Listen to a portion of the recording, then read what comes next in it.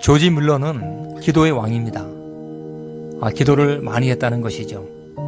그는 90이 넘었을 때에 그런 대화를 나누었습니다. 저는 기도 응답을 받지 못한 경우가 없습니다. 뮬러가 모든 것을 다 응답받았다라고 하는 이유가 무엇일까 해서 질문합니다. 어떻게 기도 응답을 받았습니까? 그때에 조지 뮬러는 말합니다. 하나님의 말씀을 붙잡고 기도했기 때문입니다. 먼저 성경을 펴놓고 그리고 하나님의 말씀을 섭취한 후에 기도를 시작했더니 하나님께서 말씀을 믿음의 강구로 바꾸는 비결을 주셨다라고 고백합니다. 이 땅에 사는 사람들 100%의 기도 응답을 받은 사람이라고 말할 수가 있을까요? 그런데 말씀을 붙잡고 기도하면 100%의 역사심을 우리가 볼 수가 있다는 것이죠. 찰스 스펄전은 영국의 최고의 설교가입니다. 그는 기도할 때에 말씀을 붙잡았다라고 고백합니다. 그는 기도하는 비결을 알고 있었기 때문에 이렇게 고백합니다. 성경의 모든 약속은 하나님이 기록하신 것입니다. 하나님의 약속을 붙잡고 하나님 앞에서 말씀합니다. 말씀하신 대로 이제 이루어 주옵소서. 여러분 간단하지 않습니까? 기도하는 것은 어려운 것이 아닙니다. 하나님의 말씀을 붙잡고 말씀 앞에서 기도하면 하나님께서 역사하신다는 것이죠. 얼마 전 우리는 올림픽의 경기를 다 보았습니다.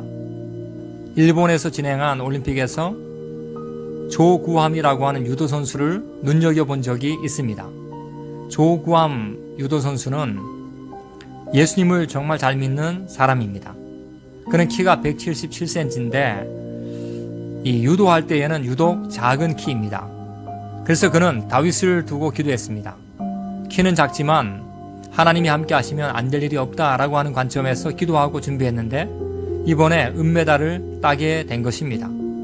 그는 이름 자체가 나라줘 그리고 나라를 구한다 라고 해서 나라를 구해내는 사람으로 경기에 나갔고 그리고 그 속에서 하나님께 기도하는 모습을 보인 아주 대단한 사람입니다. 우리는 하나님께 기도 응답의 비결을 늘 얻고 받아가고 있습니다. 그것은 다른 것이 아닙니다. 말씀을 붙잡는 것입니다. 말씀을 붙잡는다라고 하는 것에는 큰 의미가 있습니다. 그것은 하나님이 하나님이다라고 하는 고백을 하는 것입니다. 말씀을 붙잡는다라고 하는 것은 하나님이 하나님이심을 고백하는 것이죠. 그 참 하나님께서 말씀하시는 그 모든 말씀이 참되다라고 하는 그 의미가 있습니다. 사랑하는 성도 여러분, 여러분은 말씀을 붙잡고 계십니까?